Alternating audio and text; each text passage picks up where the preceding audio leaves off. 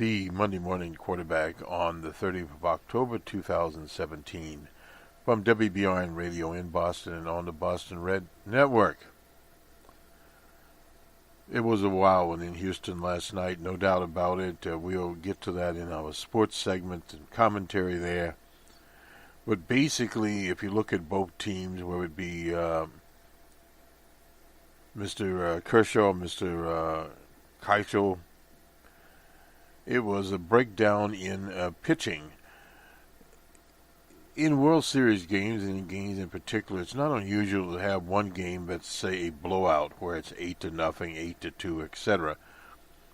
But when you get into games that there are 13 home runs there, and the game lasted 5 hours and 17 minutes, as one of my colleagues used to say, basically what you have is harsh shit pitching.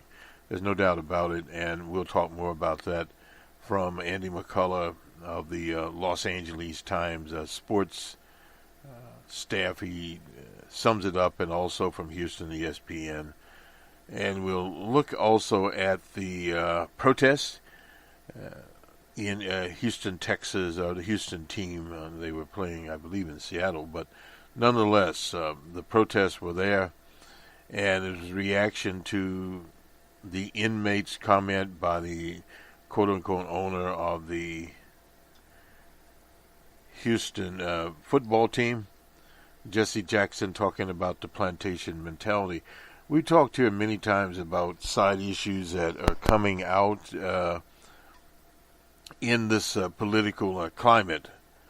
When you have administrations that are center-right, as the one with DJ Trump, you'll have these types of things manifesting themselves that have been there for a very long time. And this is where DJ Trump is providing a public service and perhaps doesn't know it.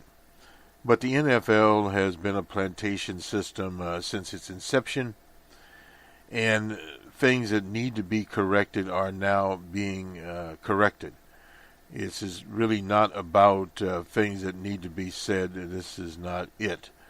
We had that comment during the Obama administration, which was a reaction to. These actions are not a reaction to, but a necessary progressive step dealing with issues in the NBA and in the NFL, and in the wider society as a whole. And you will continue to have these. We had the Women's Convention. Incidentally, we do have a package on that. We'll get it out as soon as we can on the Women's Convention there in Detroit, Michigan. Some very strong speakers there. Our own Maxine Waters, known as Auntie, was the keynote speaker. They corrected some of the machinations, if you recall.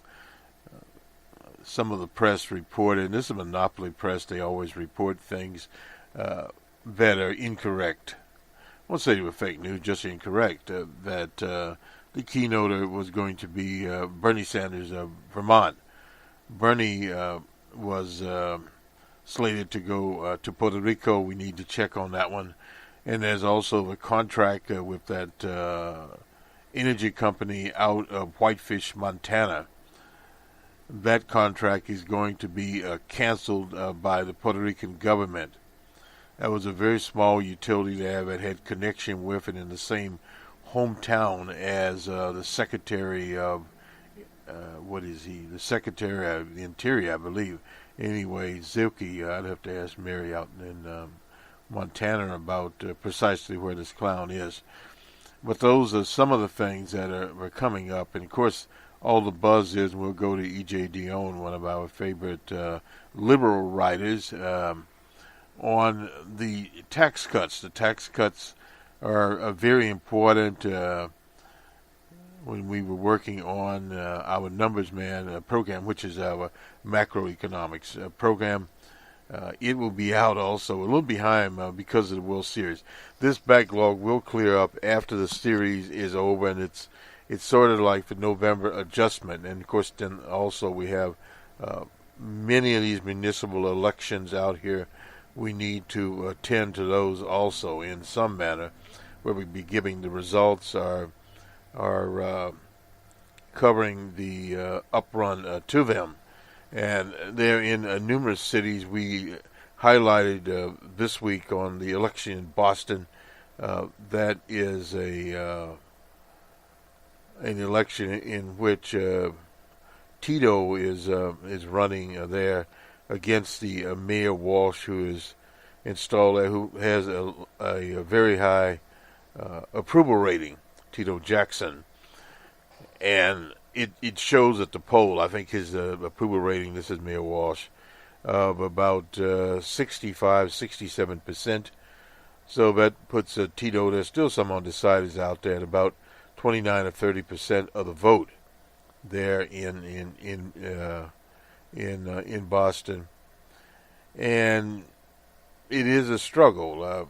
Talked about that in terms of, quote unquote, what's called the down ballot elections, particularly elections that are House of Representative elections, many times state representative elections for progressive people. There are literally hundreds of people out there running for these down ballot elections, below what Tito is doing, but elections for city conciliators, council types, etc., state representatives, and they have the endorsement. It takes a while to develop that particular trend. And we look out, and one I've been covering out in Seattle, with Kerry Moon out there taking on the establishment candidate there in Seattle. And we have this replicating itself across the U.S. The election. Now, this will be in December, so we have a little more time there. In Alabama, between Justice Roy Moore and Jones, the former U.S. attorney there in Alabama. That race, according to some polls, hasn't been a lot of polling out recently, is is a closer race. There's 8 points. Some had Jones behind by 8 to 5 points. Still some undecided voters there in Alabama. I haven't seen any voting, incidentally, on the Seattle mayoral race. We'll have to look back on it. And since we have a few different channels, we can bring some of these out very, very quickly here, and that is what we're going to have to do. Now, the series is off today, and it will resume Tuesday in Los Angeles. Game 6, and if necessary, a game 7. Most of us baseball types, like to see a game 7. Now, the disadvantage for the LA Dodgers is now they have to win 2 games back to back. They have to win on Tuesday, and to win the series, they also have to win on Wednesday. And that in itself is a very tall order. That is the reason they place about a 75% premium on the winner of Game 5 because of that. But teams have done that. The Cubs went to Cleveland last year and were victorious in Cleveland and won the World Series. But it was a different situation in terms of the pitching staff. Let's go to E.J. Dion. We've spent a little time on setting this up, those machinations up. And let me just get his title here. Stop obsessing about tax cuts. We agree there. E.J. Dion, he's writing in the Washington Post on the 29th of October. Some people now are calling this the Amazon D.C. or whatever. It doesn't matter. It's a victory for Republicans, but political conversation when it's not being hijacked by D.J. Trump himself. Assorted outbursts and outrages is focused on tax cuts. No matter how critical the coverage gets, the sheer amount of attention risks sending a message that taxes are more important, are the most important issue confronting the country. This is entirely wrong. It's essential to challenge the whole premise of the debate. The U.S. does not need tax cuts now. Reducing government revenue at this moment would do far more harm than good. conservatives are providing definitely that they don't care in the least about deficits. Their claims that the tax cuts would unleash some sort of economic miracle has been proven false again and again. Yeah, if they go back to Calvin Coolidge and beyond that particular machination, Herbert Hoover, and it unleashed the Depression, the same that happened more recently here under G.W. Bush. G.W. had tax cuts, then G.W. had a Depression. So nothing new there. Reagan almost had a Depression, but it was a much smaller economy at that particular time. And an economic note, when you start talking about the cost of doing business, particularly for corporations, what you mean is basically the corporations desire a greater probability than is presently out there. So under Reagan, the rates for individual corporations were up around 70%. So the rates are at an all-time low now, 39%, to go to 20%.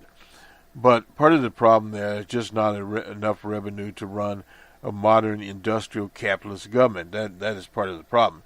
We're not talking about the quote-unquote safety net social programs here.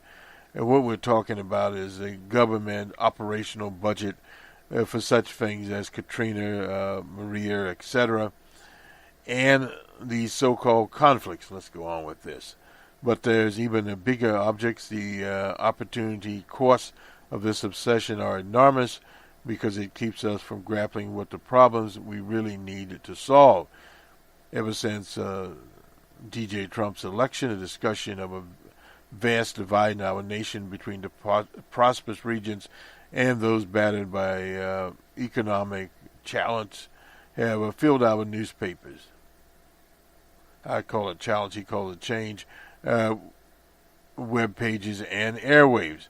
There is simply no way that shoving out $2.6 trillion in business cuts over 10 years, now this is 10 years, in a largely undifferential manner, does something to help places that are ailing. On the country, the farrago of corporate goodies, along with the absurd repeal of the estate tax, hadn't been much about that, and other benefits showered on the well-off, not only exiting inequality, but by depleting the government's coffers, it would make it much harder to finance public initiatives in education, job training, and this is planned. This is of a libertarian approach that they don't see education, job training, other spheres to promote mobility for Americans who are lagging behind. That is really not their concern. They are promoting moving forward. This, by the way, is why ending the deductibility of state and local taxes is especially bad idea. The provision punishes states with more progressive tax structures that ask their better off citizens to ease the difficulties on their less fortunate neighbors, shifting the incentives against states willing to spend money to remedy social ills is not so hidden agenda of the anti-tax obsessives who support killing this deduction. They are trying to disable government at all levels by making it harder for states to call upon their most affluent citizens to pay a little more of the common load. There will be many other parts of the proposal to criticize, but that is not enough. Even more important is to show how much damage this tax cut would do to programs we already have and initiatives we need.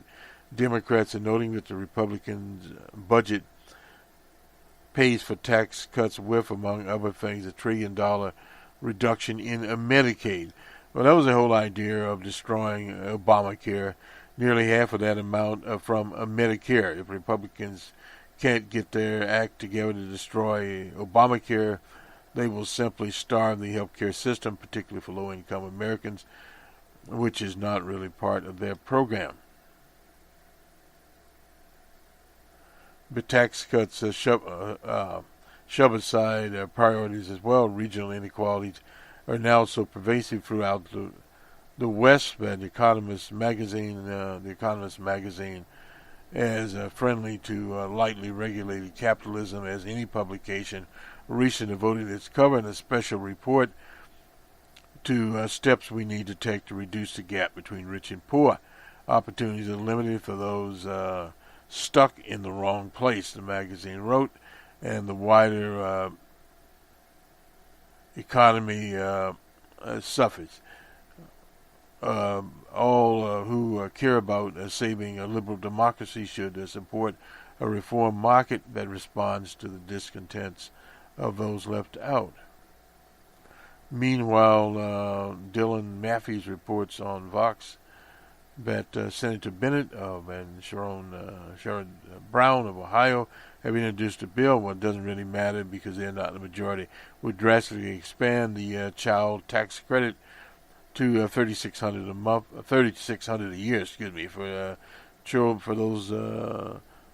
children whose age is 0 to 5, $3,000 for 6 to 18 to direct more assistance to the poor and less affluent parts of the middle class. The credit begins gradually to phase out for income. Single parent $75,000 a year and married couple $110,000.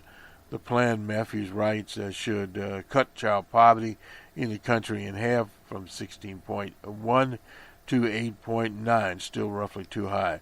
This is roughly $1 trillion over a decade against the Republicans' $1.5 trillion claim would be the net price of their tax cuts after they are done shuffling the tax code around. Well, that is a big if right there. Many people have come out against that. We'll get to it in a minute.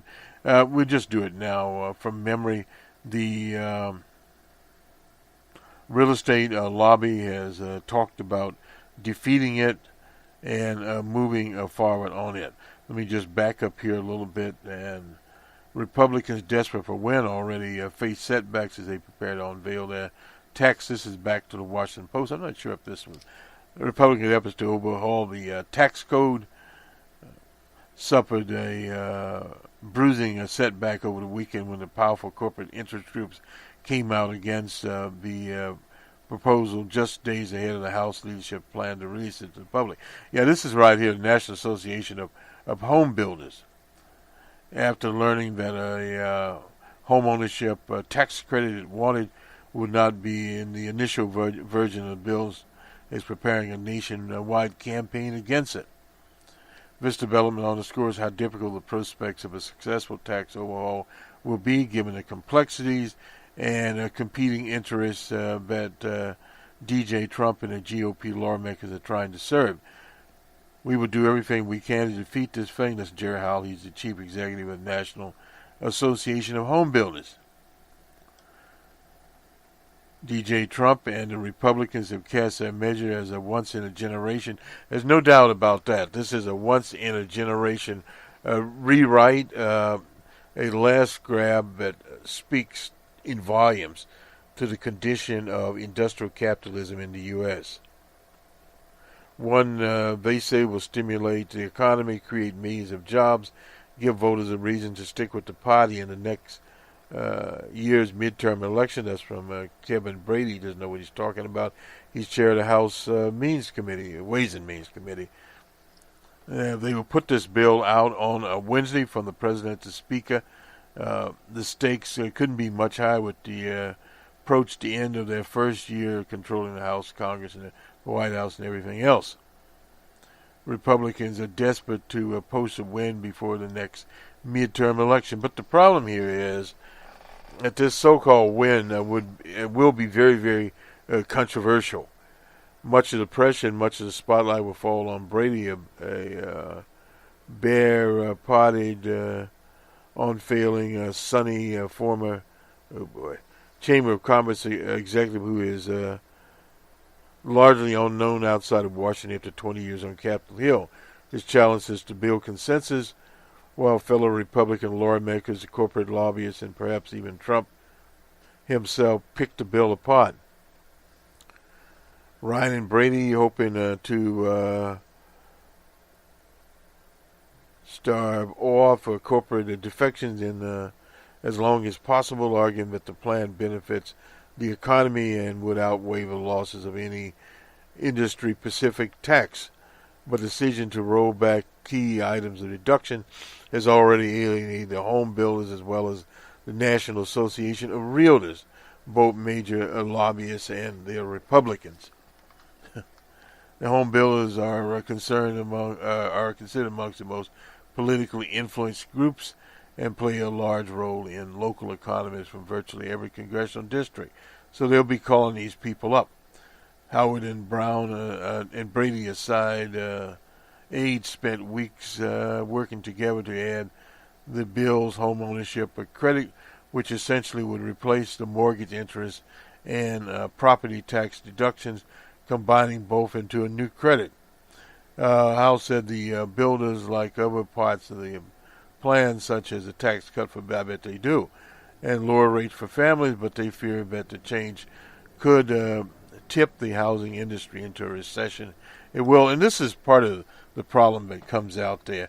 The homeowner credit has some built in for White House and congressional tax writers, but leaders, including Ryan, were weary of threatening the bill's passage by reneging on a pledge they have made for weeks to scores of lawmakers, according to persons familiar with the mortgage interest deduction, would remain intact. What is happening here to accomplish what they need to accomplish, and the Republicans have talked about this, they have to cut that mortgage credit. Republicans have appeared posts to limit what American workers will be allowed to contribute pre-tax to their retirement. Now, that's another one, the 401k program. You can contribute up to $18,000 a year in pre-tax. This is 401k. Those contributions are later taxed. But the plan appears poised to reduce the pre-tax contributions and increase limits amounts to post-tax accounts. Withdrawal from these accounts are not taxed, meaning the federal government would gain revenue in the short term as a greater portion of initial savings is taxed. McCarthy, this is one of the Republican bosses, that the GOP plan would be a boom to middle-class savers. We'll expand the amount you can invest, but we will also give you an option to not be taxed later in life and to have the tax burden hanging over you there. And anyway, that was on other setbacks could quickly follow. Commercial real estate industry is weary of a proposal to eliminate or scale back deductibility of corporate interest payments. So all these things are in here. And part of the problem of tampering with the tax code is that it has been in place for many years, and you really do not know the long-term effects of it. I'm not talking about the unintended consequences. The accounting, let's see, Deputy Domestic Policy Aide to the Senate, a former one to Senator McConnell, who is now a tax lobbyist, PwC, the accounting and consulting firm. Any major piece of legislation has its brush with a deaf woman, and sometimes more than one. But the overriding imperative here is to get a tax bill to the president's desk, and to do so as quickly as possible. Yeah, so people don't find out about it. This will be a roller coaster. That is from Cormar. Anyway, the negotiators released a broad framework in September, calling for lower taxes on individual, elimination of most itemized deduction, and increase in the standard deduction. Now, we have no idea. That's from Representative Collins, is a Republican of New York. All anybody wants to talk about is, especially the business people and so forth, is tax reform. I can't tell them anything because I have no details, and this is an old trick basically there. The gravity of the task is not lost on Brady, who led the committee since Ryan left the post 2 years ago to become the Speaker. Central to the challenge has been making hard choices about which tax breaks to eliminate to make way for real cuts the GOP had promised.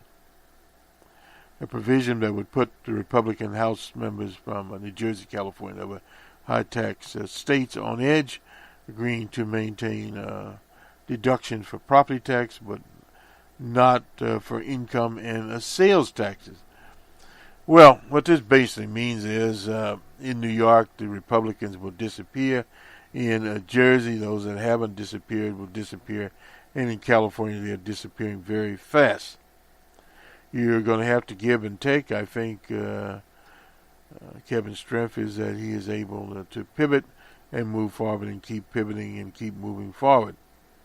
As some former Representative Dave Camp of Michigan, who chaired the Ways and Means Committee, we'd already forgot about him, released his own blueprint for tax. They've been talking about this forever. Let me finish up EJ's article here.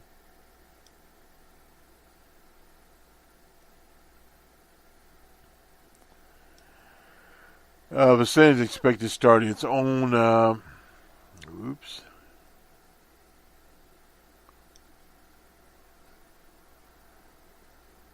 get it in a minute here. Its own process of drafting a bill soon after the House text is released. The stakes will be high for Senate Republicans, notably McConnell, Brady's counterpart. Well, don't worry about that. Orrin Hatch, he's from Utah, pretty safe. Already cemented a reputation as a momentum figure over 4 decades of service. But Brady's guiding a bill at this level of ambition through the House and into Lord could thrust him into the congressional annals. I don't know where you want to be. Hopefully, I will contribute a serious and collaborative effort to get this single unified plan out. That's Orrin Hatch. Anyway, it's a situation here that is very, very tricky, that the Republicans are delivering for the business interest and only for the business interest. Let me get this in. This is the Whitefish Energy contract. Puerto Rico moves to cancel it. That's worth $300 million for this Montana company. The contract with Whitefish, a firm that has just 2 employees the day the storm hit. This is farcical. Had drawn criticism from members of Congress. On Friday, the Federal Energy Management Agency, which has a lot of role in determining government reimbursement, said it had significant concerns about the contract. And so does Ricardo Rosario. He's the governor there in Puerto Rico. He asked for assistance from Florida and New York under the Mutual Aid Pact. That's something that they have there. The company defended its position, saying it has brought in 350 workers, 2,500 tons of equipment, and 5 helicopters to the island. Well, so what? Anyway, this Whitefish Energy is located in Whitefish, Montana. That is the home of the Interior Secretary Zinke. So this is where it is. The Post reported last week, and at the 4 times, Zinke's wife, Lolita, has family links and profile pictures uploaded by Tekmensky's wife, Amanda, on Facebook. One of his sons had a summer job there. So in other words, this is one of these in-the-bed deals. In the interview, Ramos acknowledged that the island utility company did not require any substantial assistance, that Whitefish would complete the work it promised, so forth. That the Army Corps of Engineers signed a $240 million contract this month for similar work with an engineering company based in Florida in Texas, requiring the company to produce $150 million performance bond within 5 days. So in other words, companies are in there, and this contract will bite the dust. Period. And these electrical companies, they have this mutual agreement between them to come in. The controversy over the Whitefish contract has raised questions of who is in charge of finances and recovery in the bankrupt territory. Both the Commonwealth and Prima are bankrupt, and a federal judge is overseeing restructuring of $70 billion in debt. So in other words, they're already in bankruptcy court. The Corps is essentially doing the same work as Whitefish in Puerto Rico, and has been offering to pay firms as much as $195.04 an hour for a journeyman lineman, and $230.32 an hour for general foreman. So this is basically the rate, the average rate paid for linemen who helped restore electric after Hurricane Irma was $165 per hour. So you can see the difference here, that this is a la land for these characters. Anyway, so much for them, and so much for this. Let's go to the sport. Look at our time here. It's kind of dwindling up a bit here. Anyway, we'll cover this, I don't know, little sports angle here. From a number of angles, I guess we'll start out with ESPN. The score last night from Houston was 12-13 in 10 innings. You thought Game 2 was the craziest World Series game ever. Try Game 5 as a headline here, and we'll take a look at it. I mean, this is by David Schumafield. He's a writer there. This game we settled in, he said, at 7:21 local time, expecting a tense Classic World Series pitching duel between Dallas Kershaw. Just when I thought I could describe Game 2 as my favorite game of all time, Kershaw. I think Game 5 Let me get back up exceeded that and more. So it's hard to put into words all the twists and turns in that game. I guess so. Anyway, let's take a quick look here. We ended the game 5 hours and 17 minutes later after witnessing a game that was simultaneously an exhibit of baseball adventure and sometimes a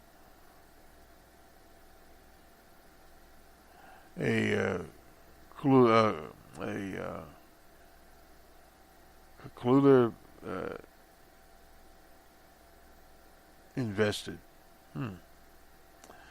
If you had a rooting interest in this game, you're not even reading this column because you're probably out of energy, no doubt about that.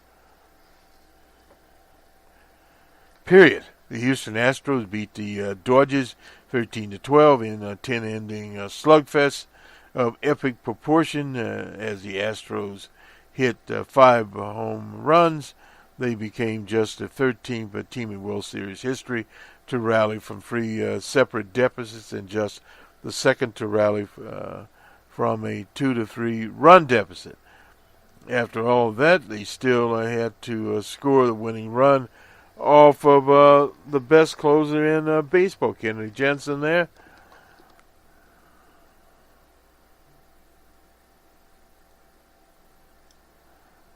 Just when I thought I decided Game 2 as my favorite game of all times, I think Game 5 exceeded that and more, as the Astros manager A.J.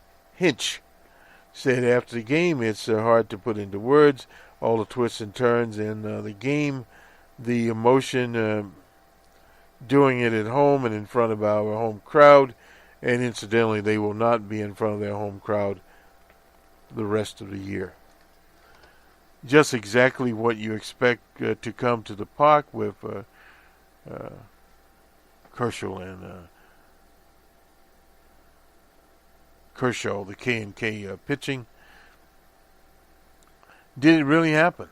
Sweet mother of all pure and good, the insanity of the definitely did happen, as 43,000 sometime Astro friends in attendance at Minute Maid Park, a hell of a name for a park, will tell their kids and their grandkids and their neighbors, the women in line at grocery stores, the co-workers at the offices they haven't talked to in 2 years. Games like this bring us together. The entire city of Houston will be talking baseball on Monday morning. We'll assume they will. I can't tell you how many times I've said, this is the craziest game of my life. That's from the pitcher Joe Musgrove said about the postseason. This was the craziest game of my life. No doubt about it. Mr. Musgrove is correct there.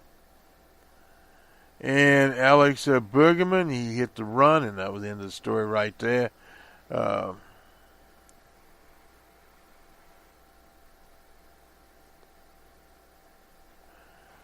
And let's see, Yuli Guerrera trying a 3-run homer off of a Kershaw. In the fourth inning, Jose Altuve's tying the 3-run home run off of Kenta Maeda. In the fifth, George Springer's tying home run, or Altuve's go-ahead double in the seventh. Colin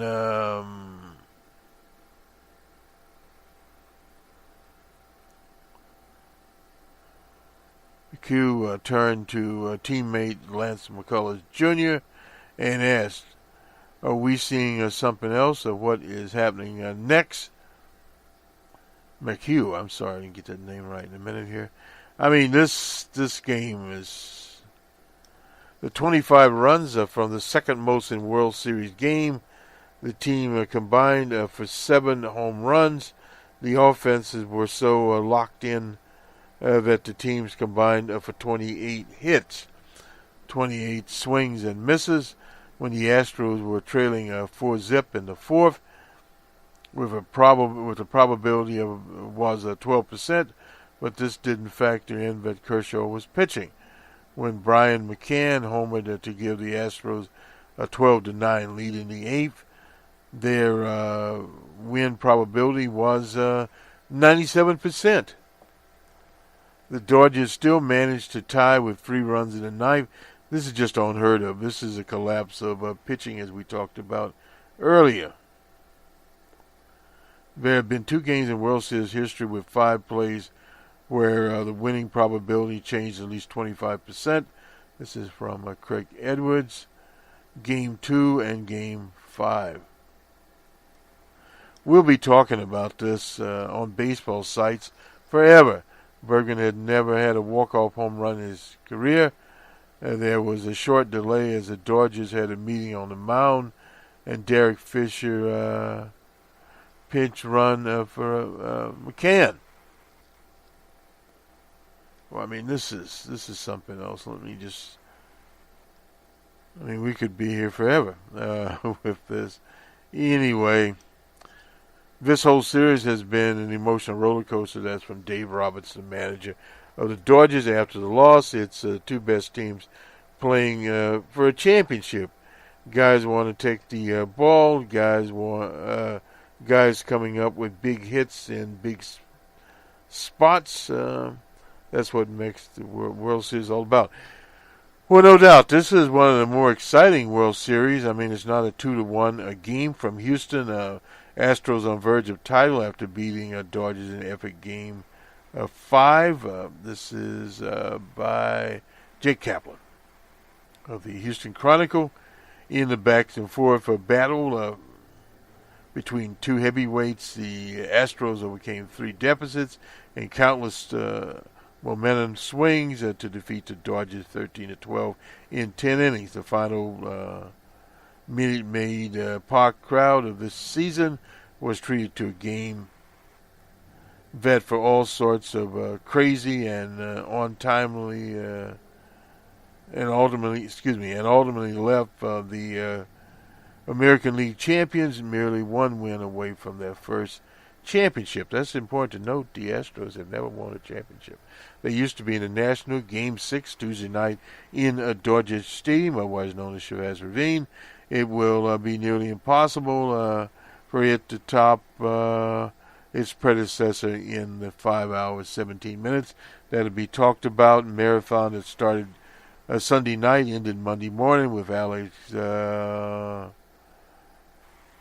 Bregman delivering a walk-off single against Kenley Jansen. He is the Dodgers' closer.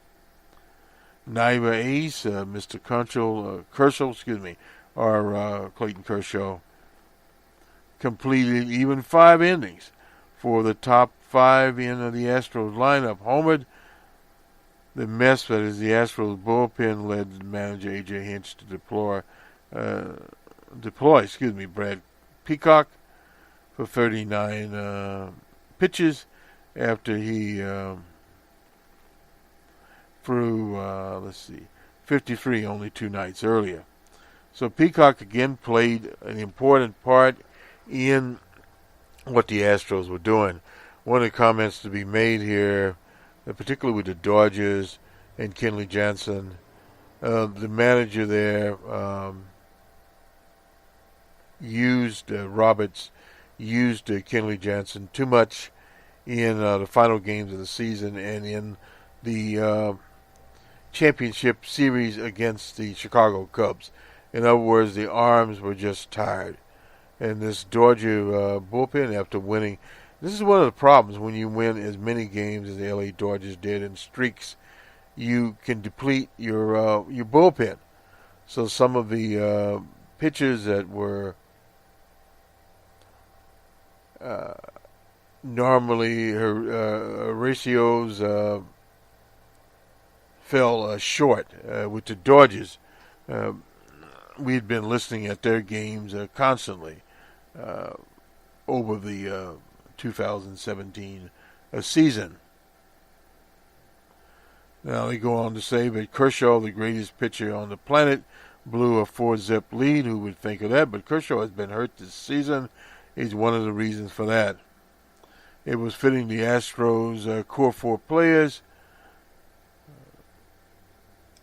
fueled the decisive 4-run 7th. Springer sparked a barrage when he crushed his first pitch, fastball from Mara. Now Mara had been a steady person there, but it didn't happen this time around. Correa's 2-run homer, which traveled only an estimated 328 feet, put the Astros ahead 11-8. Now usually 11-8. Wahoo pitched on in every game of the series for only 6 pitches, allowed 4 runs. Well, that was the end of him right there. But that's the problem. He pitched in too many outings, and some of them were very short outings. The Dodgers went ahead in the top of the 7th on a line drive off of Bellinger. Springer, the Astros All-Star center, charged inward as Kiki, Hernandez hedged between first and second base. I mean, these are descriptions here. Springer miscalculated, rather than playing the ball on a hop and holding Bellinger to a single. He dove. The ball bounced in front of the glove and hopped over it and towards the wall. Hernandez easily scored to give L.A. one of its 1-run leads. And Bellinger stopped at third. The sequence came moments after the Astros cut down potential Dodger threat. Peacock deplored despite logging 3 2/3 innings 2 nights earlier, cut down Justin Turner. And Justin Turner on a poor sacrifice bunt attempted by Hernandez. So, I mean, it goes on and on. Although they made for a pitcher's duel in Game 1, neither Kershaw nor Kershaw held his end in Game 5. Well, they are just out of gas. I don't know as much about Dallas Kershaw. He completed only 3 2/3 inning, allowing 3 earned runs. Kershaw finished just 4 2/3 inning and was charged with 6 earned runs. Well, that says it all. Kershaw threw 53.5% of strikes, needed 86 pitches to record 11 outs. He didn't generate a single swing or miss on his trademark sinker. The Dodgers had 5 of their 14 hits against Dallas Kershaw before Hatch replaced him with Luke Gregerson as the Dodgers lineup rolled on for a third time. I didn't catch that one, but anyway. Kershaw picked off Forsythe, his teammate at the University of Arkansas. Forsythe ran to second base. Gurriel made a high throw from first base that pulled Olive off of second base bag. Hernandez took off for home, and in a close play at the base, Forsythe was safe. The Dodgers lead with 3-0 before Kershaw even took the mound. Oh.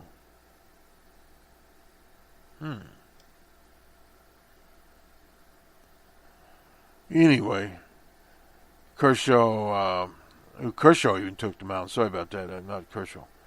Knew something was wrong there. Who has faced a minimum through 3, folded in the 4th. Springer led off with a walk. Tuve single. Correa whacked a run-scoring double. Then came the big blow. The always aggressive Guerrero capitalized on the first pitch. Hanging slider and tied the game with a 3-run shot to left field. So, I mean, this whole thing here was the first man of the Dodger bullpen, Kita Maeda, pitched 2 1/3 inning of scoreless ball in Friday's game. He was tasked with facing Altuve, the toughest out in the Astros lineup, and one of the toughest in baseball. He's a MVP candidate. On the first count pitch, he saw from Maeda, Altuve ripped a foul ball with home run distance down of the left field line, and on the next, he didn't miss. It traveled 415 feet out to the center field and tied the game. So that's from the Houston perspective. Won't have time to go much for the Dodger perspective, but the headline here in the LA Times: Astros are 1 win away from World Series title after outslugging the Dodgers 13-12. And this kind of sums it up from Andy McCullough.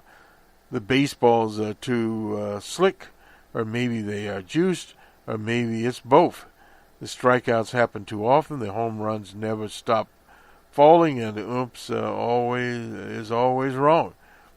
The sport of baseball is broken in 2017, or is it rejuvenated? Is it somewhere on the spectrum of in between, still perfect for all of its imperfections? Still timeless for all of its radical modernalities. It's still amazing he's almost a poet here, for what can do to the lungs and the brain and the spleen. Strange. Because nowhere else can you find theater like this, like the 10th inning game of Game 5 of the World Series, with life's richest pageant displayed in one tubular in the final moments of a death-defying 13-12 Dodgers defeat in Game 5. Near third base, a mob of Astros around third baseman Alex Bergman, who delivered the game-winning hit to tip the game best closer for the second time in 5 games. Fireworks rocketed towards the retractable roof of Minute Maid Park. The noise felt loud enough to open the building.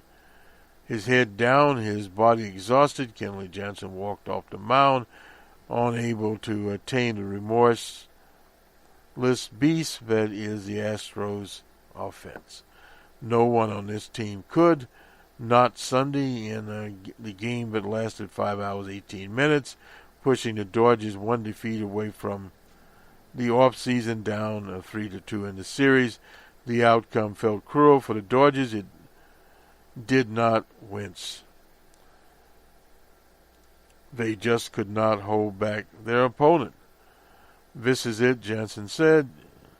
We can't hang our heads. Well, but they did hang their heads. Their best was not good enough. The Dodgers handed Clayton Kershaw 7 runs of support and lost. They grabbed the lead on a fortuitous run-scoring triple to Cody Bellinger in the 7th inning. I mean, they trusted to keep them afloat, Jansen to keep them afloat, and lost. The Astros were too much, too deep, too resourceful. And that really sums it all up. But the Yankees, if you recall, took the Astros to 7 games. Mindful for so much of October, Dave Roberts saw his bullpen decision backfire before the relentless pressure of Houston's offense. On Sunday, the Astros launched 5 home runs as they broke Roberts in game strategy and broke Jansen. They will try to save their season on Tuesday in Game 6 at Dodger Stadium. This is not going to be finished Tuesday. That's Yasiel plea there. There's going to be a Game 7. Well, maybe not. Pre spoke well past 1 a.m. in Texas. A time for Bravo. His teammates could only mumble platitudes to match his confidence. This is what happens when a team is thoroughly defeated and demoralized, and this is a lot of baseball, especially when you get into momentum. This particular game with your best pitcher, Clayton Kershaw, on the mound, up by 4 runs, then Kershaw is knocked out, and then you come back and you come back and you come back. But one of the things you always realize, the old baseball types, you give at least a 1-run advantage to the home team. And this happening there, the 1-run advantage, and you got the walk-off. I'm not sure what the percentage on that is, but I would say it's at least 75% that the home team usually would win. Especially when you have a depleted bullpens, as happened both with the Astros and with the Dodgers there. And you have these powerful offensive teams that have been able to respond all season long. I remember seeing the Astros once in the summer, a nominal game, and they came back and destroyed the other team. So it's not unusual there for the Astros. The Dodgers and the Cubs were a different situation. Does this tell us how bad the Cubs were? Well, perhaps so. In 7 previous outings this October, this is Meader yield only 2 hits, his third stint, as he fell to a 2-base 94 mile per hour fastball on the hard to plate. 2-base left, no doubt. He hit a 3-run homer there off of Mr. Maeda. And Morrow didn't do any. Into the fray came Morrow. The Astros bludgeoned him, yet the game was only in the 7th inning. Tony Segretti gave up a solo home run to Brian McCann, the catcher. And I mean, it goes on and on and on.